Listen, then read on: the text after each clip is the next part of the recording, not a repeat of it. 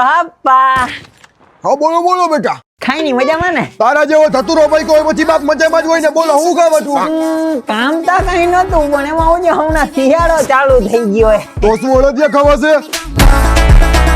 તમે મને આવડી મોટી સેટી લઈ દીધી હુવા માટે, એમાં હું એકલો હારું તું ઈ હારું લાગે. આ તો સેટી વેચી મારી અને પછી ઓરીમાં મારા ભેગો હોય આવશે કાટલો ટારીને ને બાપ દીકરો ભાઈ ભેગા આવું.